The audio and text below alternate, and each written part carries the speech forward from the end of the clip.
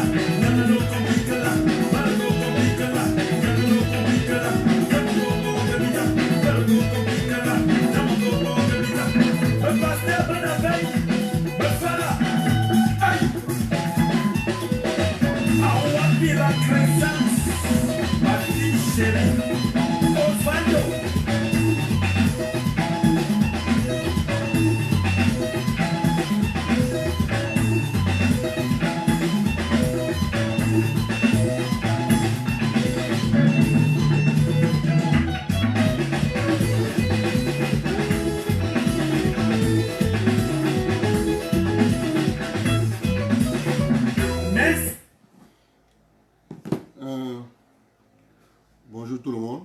Vraiment, excusez-moi, je ne devais pas faire du direct, mais on m'a appelé de Yaoundé là qu'il faut répondre à ce monsieur, à cette dame. Il faut la répondre. Je n'ai pas le choix, je suis obligé de faire le direct. Je ne devais pas faire. J'ai reçu les documents là que j'étais en train de lire. Bon, on m'a envoyé la vidéo, on m'a dit il faut répondre.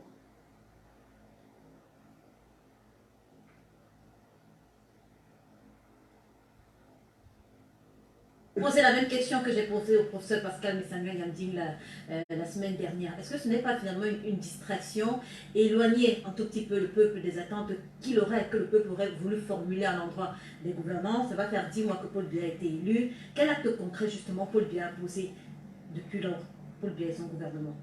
Quel acte il a posé? Concret. Non. Dans le sens amélioration des conditions de vie des populations. Parce qu'on a eu beaucoup de distractions depuis que Paul Biya a été... On a la base, on a le NRC, on a aujourd'hui Cabral Ibie et Kouvondor. Est-ce que ça ne nous éloigne pas finalement des attentes? Le plus grand, c'est que le peuple a apporté d'abord dans ce pays, c'est la démocratie. Non, ce que je dis, Non, ça fait 10 mois que Paul Biya a été réélu.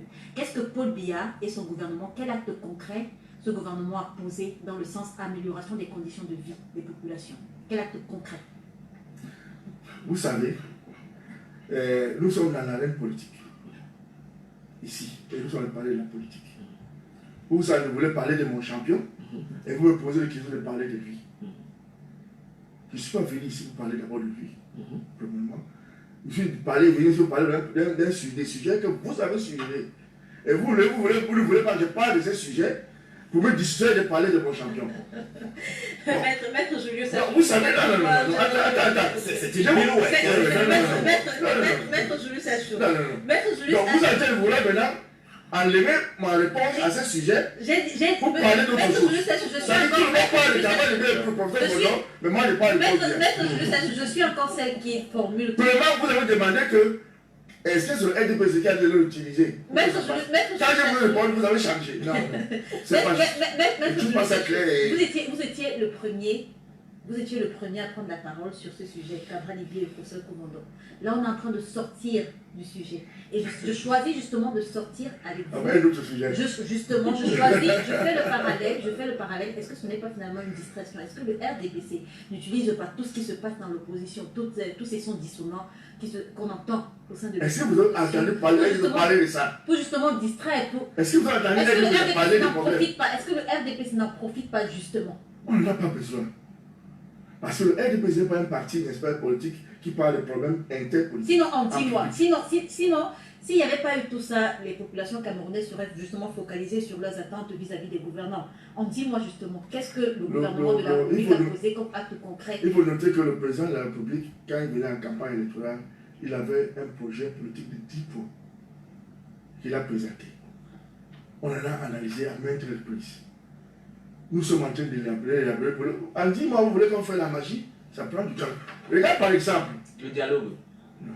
Le dialogue a été annoncé. C'était Il pas a juste bon. été Le annoncé. dialogue ne C'était fait pas- pas parmi les points que le chef de l'État avait proposé comme son projet de société. Mais à Marois, il a... Qui n'est pas le projet de société, pas le discours. Ah, ok. Donc, vous voulez savoir ce qu'il a fait. C'était juste rapidement. Le simple fait que vous, le simple fait que vous et moi, en train de respirer, ça veut dire que le chef de l'État gère le pays. Merci, maître Julius. Je Rapidement, vais aller en 30 je vais aller gratter.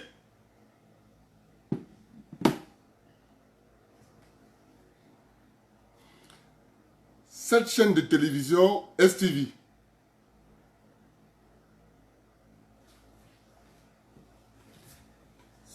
cette jeune sœur, Leila Reine Ngangse, n'a jamais fait d'émission d'enquête sur le cas Lebou Emmanuel. Elle demande à Maître Achou quelles sont les dispositions que Paul Biya. Voilà une journaliste. Elle est en direct. Ça veut dire qu'elle représente un corps de métier. Elle appelle le président de la République. Quelle est la décision que Paul Biya a prise pour changer la vie des populations? Lebou est en prison. C'est la décision de Paul Biya. Ça a économisé le pays, la République, un montant de près de 300 milliards tous les mois. Ça change la vie des populations. Les amis de Leila Ngangse ont brûlé le poste de transformateur de Mélène. Ses amis à elle. Parce que je vais finir par son patron, le fils de Moukete. C'est comme ça que quand ils viennent nous attaquer, on est obligé de répondre. On ne peut pas laisser ça passer. Parce que quand tu peux regarder, ça circule maintenant en boucle dans le net. On ne peut pas défendre le bilan de Paul Biya. C'est ce qu'on fait tourner en boucle. Je vais répondre à Leila Ngangse et je vais finir par son boss. Son patron à elle. Le fils de Moukete. Gars, on n'attaque pas Paul Biya quand on est là. Tu attaques Paul Biya, tu nous as trouvés. M'assois bien. Leila, j'ai l'impression que votre travail de journaliste, c'est de dire Paul Biya doit venir goudronner les routes. Ce n'est pas le travail de Paul Biya de venir goudronner les routes. Une journaliste doit d'abord dire voici la fonction du président de la République. Voici son rôle. Quand tu dis le président Biya a pris quelle décision? Ouais, ma jeune soeur. Paul Biya a décidé que l'école publique est gratuite au Cameroun. Tes amis ont appliqué? Non. Tes amis n'ont pas appliqué. Directeur général, AER Sonel, ce que vous appelez la INEO, ces éléments ont mis le feu au poste de transformateur de Mélène. Tu sais ce qu'ils ont répondu à Paul Biya là? Ils ont dit à Paul Biya que réparation, commande des pièces, ça va faire au moins 6 mois. À leur grande surprise, Paul Biya avait déjà commandé la pièce dans un bateau. C'était au port de Douala. Mais elle est là. Comment les mêmes gens qui ont dit que la réparation du poste de transformateur de Mélène allait prendre 6 mois. La pièce est arrivée d'où? Waouh, c'est toujours le mauvais cœur là. Maintenant, je vais parler de ton patron. Le fils de Mouna. Le fils de Moukete. Ton patron. Il a beaucoup travaillé plus que qui? Ton patron là, il a travaillé plus que qui? Il porte le nom de Moukete, c'est tout. Ta télévision, là où tu travailles là, l'immeuble Kassab, c'est pour Moukete, c'est la maison de l'État. Pourquoi ce mauvais cœur? Pourquoi ce mauvais cœur? Pourquoi détester son pays? Pourquoi ce mauvais cœur? Ton patron, il a travaillé où? Il a fait quoi? On a vu.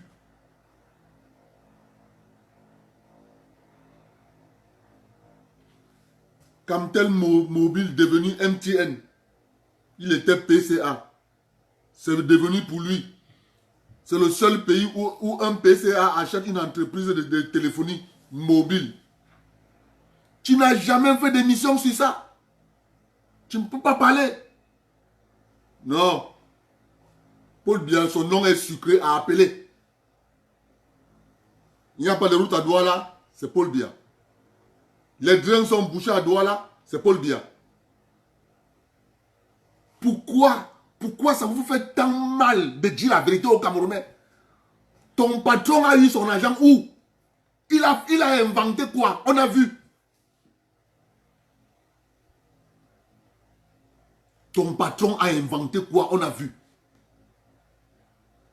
Ton patron n'a rien inventé. Ton patron n'a que passé le temps à piller comme tel. Piller comme tel. Piller comme tel. Tu n'as jamais fait d'émission pour dire voici ce que mon patron a posé à Camtel comme acte. Tu ne peux pas. Il n'y a pas les routes, c'est Paul Biya. Il n'y a pas l'eau, c'est Paul Biya. Mais tu es incapable d'indexer ceux qui s'occupent du secteur des routes, des hôpitaux, de l'éducation. Non, tu ne les cites pas. C'est Paul Biya. C'est lui votre caleçon. Je vais faire un direct sur vous. Je vais prendre un temps. Je vais récolter toutes tes émissions. Je vais m'asseoir, prendre le temps. Je vais bien te répondre. Ça, ce n'est que pour répondre à Maître Achou. Maître Achou. Le bilan de Paul Biya, il est facile à égrener. Si Madame Ndax Léla te pose la question, qu'est-ce que le président Biya a pris comme décision pour impacter dans la vie des populations? C'est une question facile à répondre, maître. C'est une question très facile à répondre. Elle est très facile à répondre, maître. C'est simple. Le président de la République prend des décisions et c'est appliqué par le Premier ministre, chef du gouvernement. Point.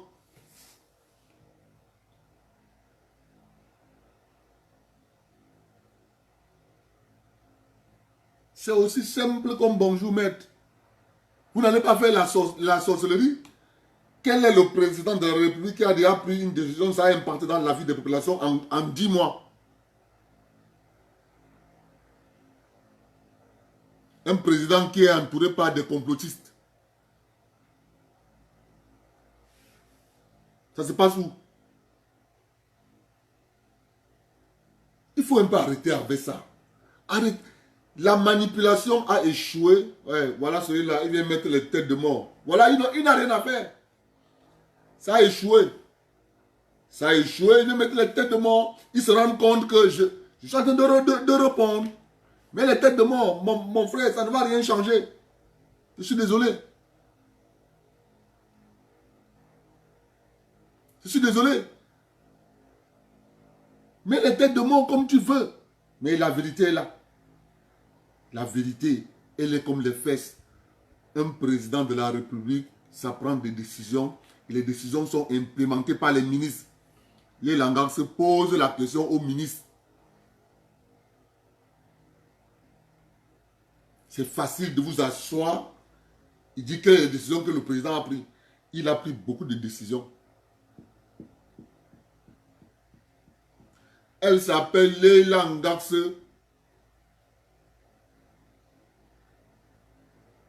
Elle s'appelle Léla Ndax. Elle ne peut pas parler de son patron. Non. Son patron a travaillé. Son patron a travaillé plus que qui? Son patron s'appelle Ben Moukete. Il a fait quoi? On a vu. Il a inventé quoi? Rien. Leur famille a passé le temps à piller comme tel, piller comme tel, piller comme tel. Et ils n'ont jamais parlé. Mais Paul Biya est facile à appeler. Paul Biya, c'est le bouc émissaire.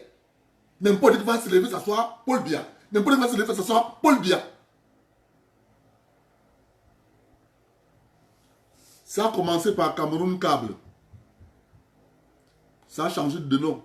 C'est devenu Intelcam. Après Intelcam, c'est devenu Camtel. Toujours Chief Moukete, PCA. Salaire, 15 millions. Oh, arrêtez avec ça. La manipulation ne marche plus. Ça ne marchera plus jamais. Nous sommes là. Ça, c'est un avant-goût. Je vais te répondre correctement encore quand je vais m'asseoir sur vos machins là. Tes débats là. Je vais m'asseoir sur ça. Il faut inviter, va interviewer Emmanuel Lebou à Konengi. Appelle Jean-Jacques, il s'appelle qui là? Appelle ton confrère. Jean-Benoît Taïn. Tu lui poses la question.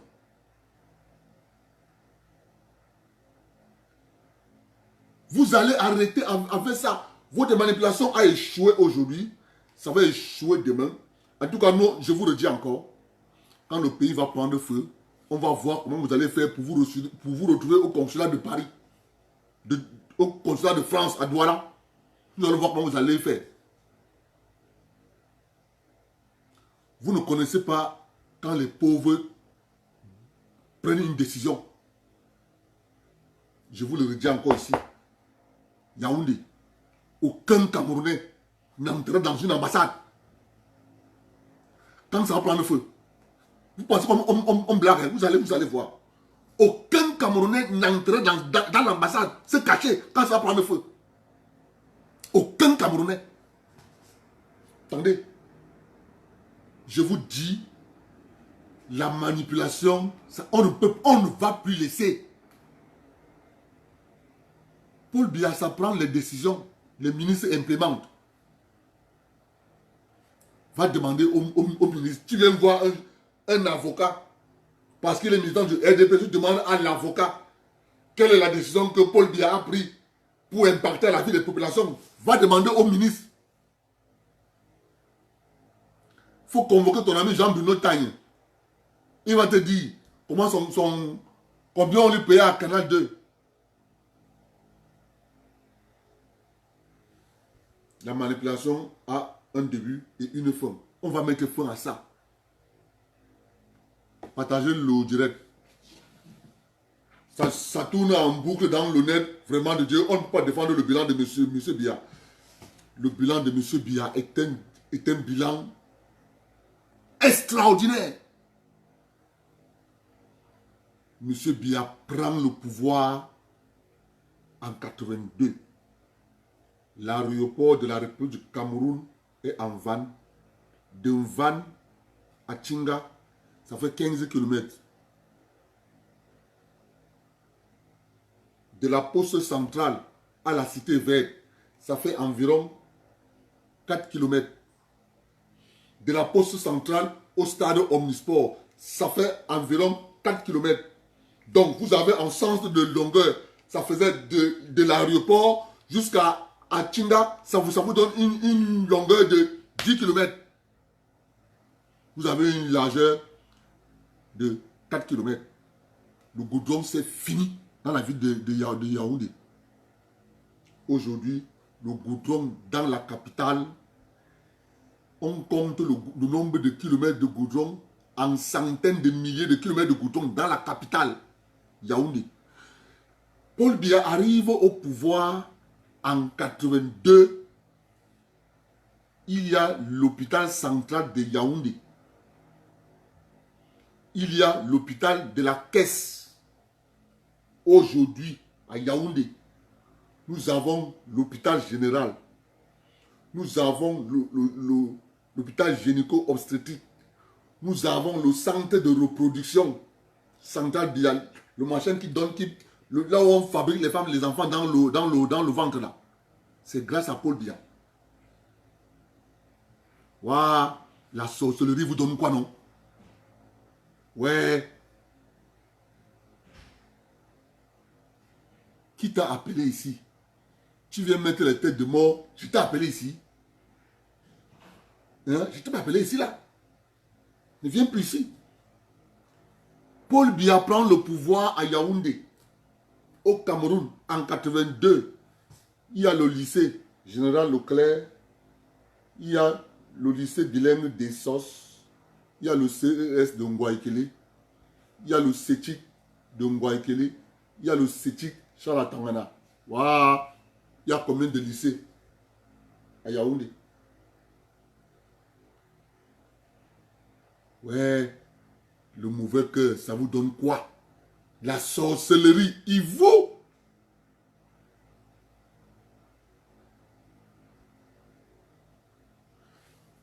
Paul Biya prend le pouvoir en 82. La route Yaoundé, Bafoussam, ça s'arrête chez moi à Bafia. Waouh.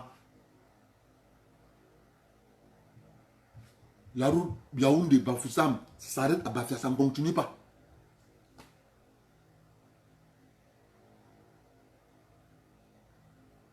Aujourd'hui, cette route passe grâce à Paul Biya.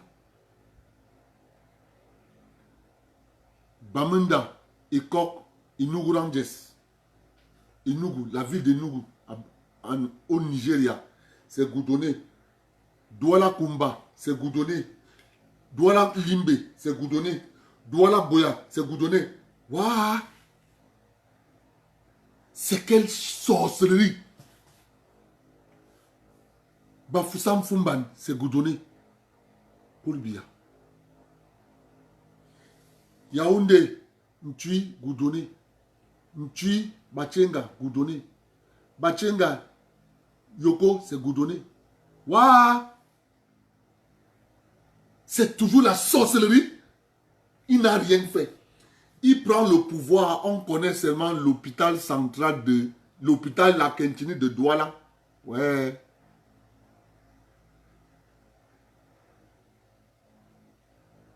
Il n'y avait que l'hôpital La Quintini à Douala. Aujourd'hui, il y a combien d'hôpitaux à Douala? On ne compte pas les petits centres de santé qu'on a conçus dans les quartiers pour rapprocher les hôpitaux des populations. Vous avez à Niala, vous avez à Lopoba, vous avez à la cité, vous avez à la cité des Paniers. Waouh! La sorcellerie, c'est toujours ça. La haine.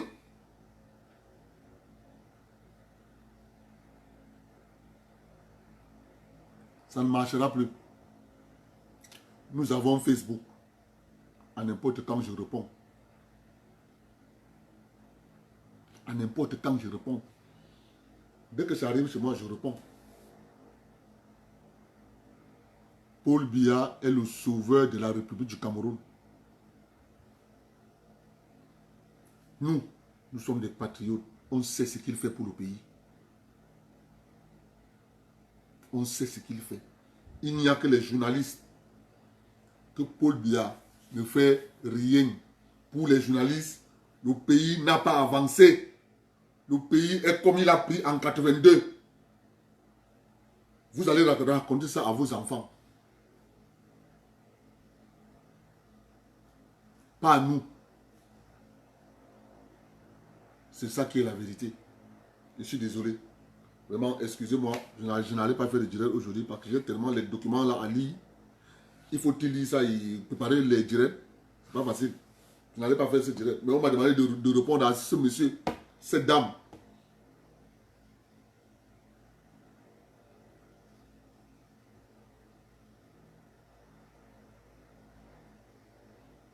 Qu'est-ce qu'elle raconte? Elle raconte quoi? Que Paul Biya n'a pas pris de décision pour impacter la vie des populations. Paul Biya prend les décisions tous les jours et ça impacte dans la vie des populations. Tous les jours. Il a fait arrêter le bout.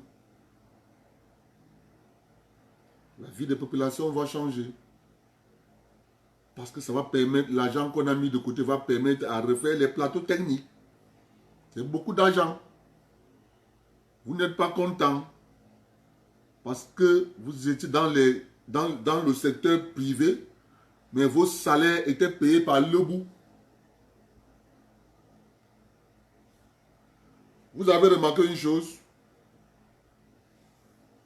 Chief Moukete est tranquille. Et posez-vous la question pourquoi il est tranquille.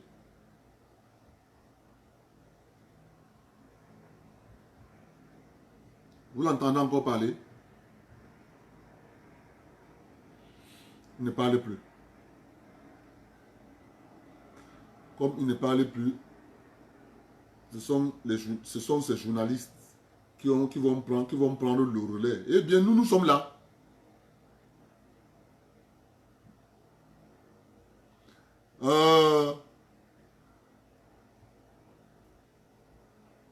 Alexandre Etame. Alexandre Etame, Cabral Libye est le Cameroun de demain. Je te conseille, Cabral Libye est le Cameroun de demain pour toi. Pas pour moi. Je le dis tous les jours. Cabral Libye va venir créer les fonctionnaires. Les fonctionnaires ne développent pas un pays. Je suis désolé. Donc, Cabral Libye n'est pas le Cameroun de demain. Le Cameroun de demain, c'est le Cameroun de tous ceux qui auront un métier. Parce que nous allons mettre un système sur pied. Un vrai Camerounais doit d'abord avoir un métier. Si tu viens au Cameroun pour nous parler de fonctionnaires, tu n'as rien compris? Alexandre Etame. Vous n'avez rien compris avec Cabral Libye? Vous nous parlez de fonctionnaires? Non. Je suis désolé, mon gars. J'aime bien Cabral Libye. Mais, c'est pas moi. Hein. C'est lui-même qui a déclaré. Gars, qu'il va créer 100 000 fonctionnaires par an pendant 5 ans. C'est la catastrophe. Demandez à tous les économistes du monde entier. Les fonctionnaires, ça ruine un pays. Alors, si votre champion va venir nous créer 100 000 fonctionnaires annuels pendant 5 ans, bienvenue à la catastrophe. Gars, Beta Paul Biameur là-bas. Je suis désolé, mon frère, de te dire ça. Je parle de Cabral Libye, c'est toi qui l'as amené ici.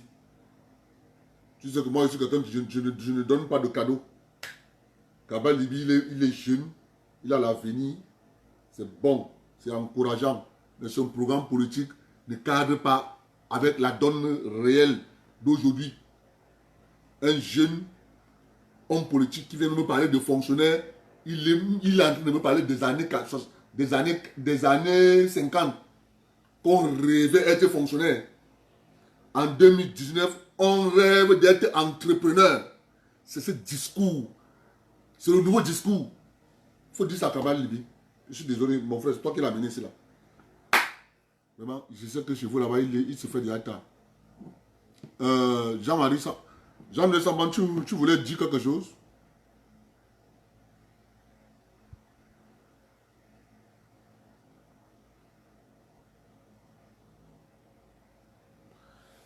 Jean-Marie Samban. Non, ce n'est pas un problème d'être nonchalant. Qu'ils sont nonchalants ou pas, Cabral Libye, il a son mérite d'avoir éveillé les jeunes, donné le goût de la politique aux jeunes. C'est son mérite. Mais son programme politique est un programme politique de 1950. Si un jeune homme politique de son âge parle de fonctionnaire, c'est qu'il est en déphasage avec la réalité. La réalité, c'est l'entrepreneuriat. C'est ça qui développe un pays. Je t'ai envoyé l'invitation.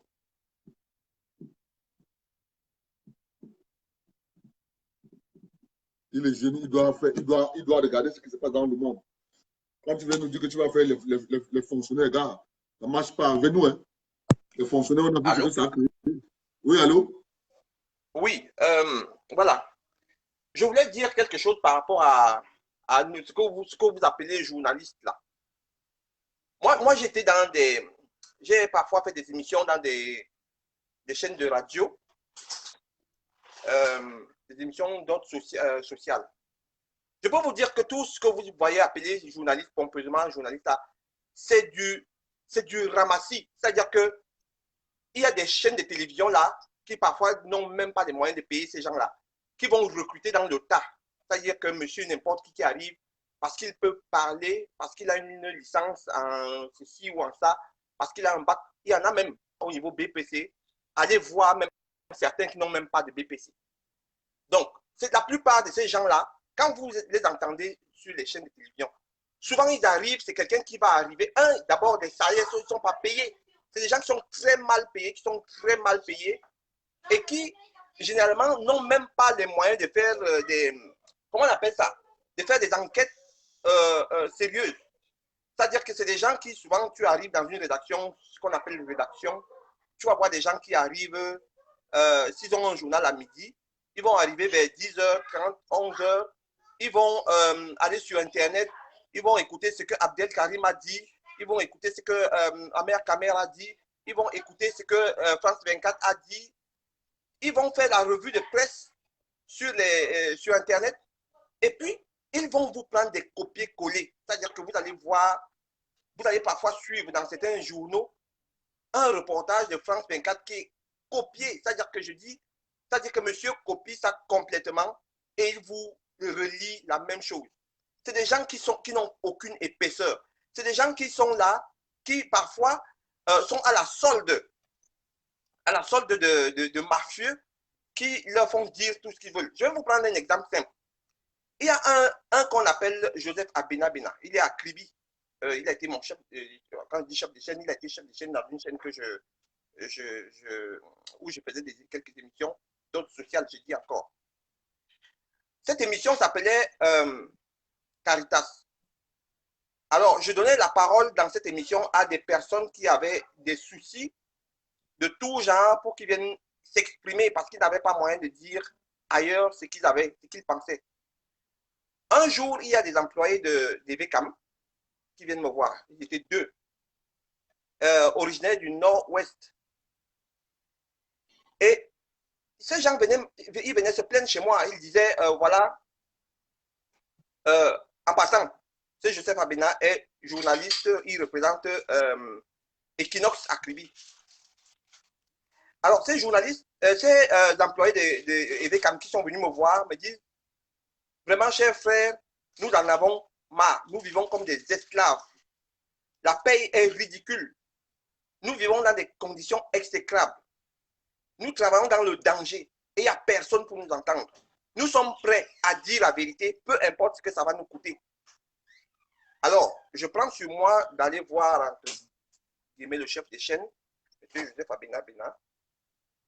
Il me dit, vraiment, je ne voudrais pas, M. Samba, vous savez, c'est un sujet sensible, je ne voudrais pas qu'on ait l'impression, parce que la radio appartenait à M. Mbamba Grégoire, qui est sénateur RDPC. Vous voyez donc bien que quelqu'un d'Equinox peut bien travailler pour le RDPC. Il me dit, vraiment, je ne voudrais pas que monsieur Mba se dise que les gens disent que c'est parce que monsieur Mba en veut au directeur de EVCAM. Je lui dis, là n'est pas la question. Il m'a interdit formellement de passer ces gens. Et ces gens-là qui disent défendre les gens du Nozo. Et je vais vous préciser que M. Mba Grégoire, c'est un homme qui n'a pas sa langue dans sa poche. Quand il n'est pas content de quelque chose, il vous le fait savoir. Et de la meilleure des manières. Ce monsieur n'est jamais venu à cette radio-là pour interdire une émission que je faisais à l'époque.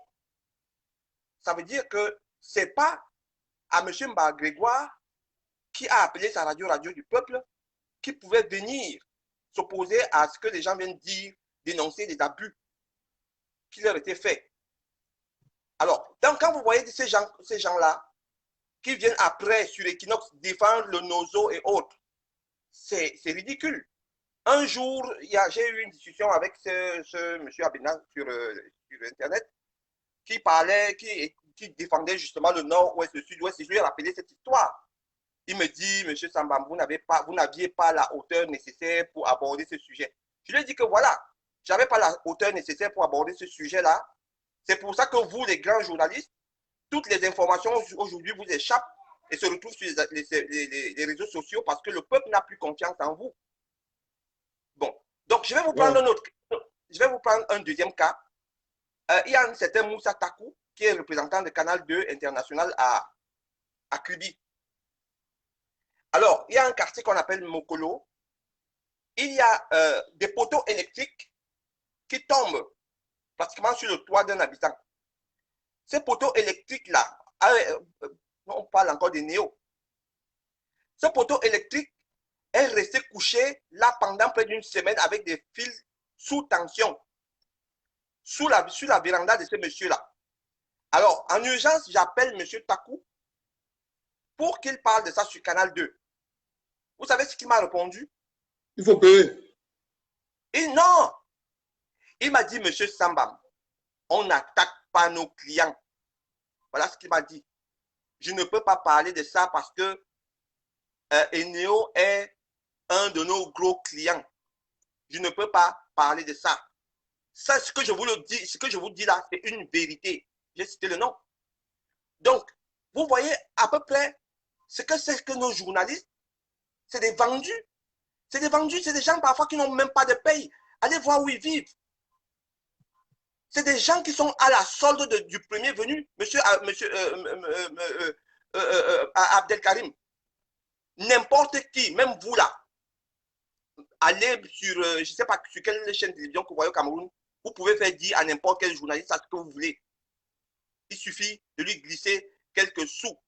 Il vous fait dire, il dit ce que vous voulez qu'il dise. Donc c'est pour dire que ces journalistes-là, que vous appelez journalistes, on les voit, ils deviennent populaires parce que il y a le grand public qui les voit. Mais je vous dis, c'est de la gnognotte. C'est des gens qui mangent sur la main du premier venu. C'est des gens qui n'ont aucune épaisseur. C'est des gens qui, le jour, vous disent des choses, la nuit, ils disent autre chose. Donc, ça là, c'est ce que je voulais dire. Et hier, j'ai voulu participer à des débats qui sont passés la semaine dernière chez toi, là, mais je n'ai pas pu. Je voulais parler de...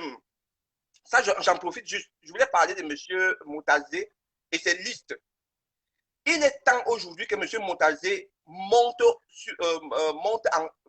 en hauteur avec le ministère des Relations extérieures, qu'il y ait des missions à l'étranger dans tous les pays développés avec ces listes-là et que des poursuites soient engagées au niveau à l'extérieur, que ces listes soient présentées au fisc de ces pays-là. Je prends le cas du Canada. Vous savez que le Canada ne rigole pas avec la fraude fiscale. Il y a des gens qui gagnent des salaires au Cameroun, des salaires fictifs au Cameroun, mais qui touchent de l'argent ici, qui travaillent ici. Et cet argent-là, même quand vous êtes ici au Canada, si vous faites des revenus à l'étranger, vous devez les déclarer. Est-ce que ces gens déclarent ces fonds-là ici au Canada? Il faudrait, je pense que le ministre doit faire le tour des pays développés avec ces listes, les communiquer au service de fisc de ces pays-là pour dénoncer ce qui se passe. Et comme ça, on verra. Les gens ont voulu qu'on mette la République dehors, on va la mettre dehors.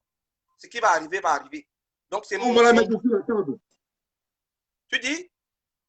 Sur la table. Il faut que tous les dossiers soient mis sur la table. Et puis moi, j'ai suivi, pour la dernière chose que j'ai à dire ce soir, je viens de suivre un débat, je viens de suivre en direct là, le fameux ministre de la Défense, l'Ambazonie, qui était en train de tenir une conférence à Toronto, ici au Canada.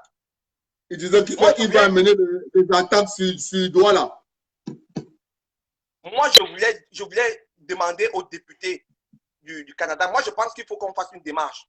Qu'on voit les députés canadiens et qu'on aille à l'Assemblée nationale du Canada pour demander aux députés canadiens, expliquez-nous, dites-nous un peu, le Québec a des velléités de sécession. Dites-nous un peu, est-ce que vous accepterez, vous allez tolérer que les Québécois prennent les armes contre le Canada, peu importe l'endroit, et qu'ils se retrouvent ailleurs, qu'ils préparent leur coup ailleurs, parce que c'est déjà arrivé il y a quelques années, et le Canada avait réagi de la plus dure des manières. Donc, leur demander, vous leur dire que ce qu'ils sont en train de laisser faire ailleurs, qu'ils sachent que les Québécois peuvent prendre cet exemple aussi. Et donc, s'ils ne supportent pas que ça se passe ici, vu les pluies aujourd'hui, voilà. Ok, je vois. Donc, très bien. Donc, qu'ils sachent que quand tu torches le derrière de quelqu'un, quelqu'un d'autre peut torcher ton derrière. Les Québécois sont là. Ils ne prennent pas les armes. Les Québécois ne peuvent pas prendre les armes contre le gouvernement du Canada. C'est très faux. Mais je ne comprends pas pourquoi on peut tolérer que ces gens-là viennent ici préparer des coups à l'international.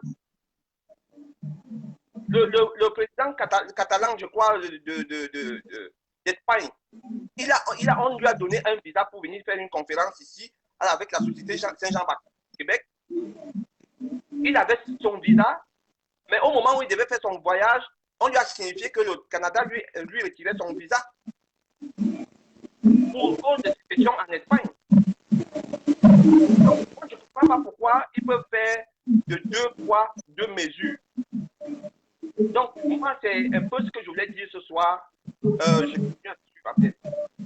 Ok, merci. En tout cas, je vais écouter ce qu'il a dit. Demain, je vais vous expliquer. En tout cas, partager le direct, c'était juste la réponse que je devais donner à Lille Nganse.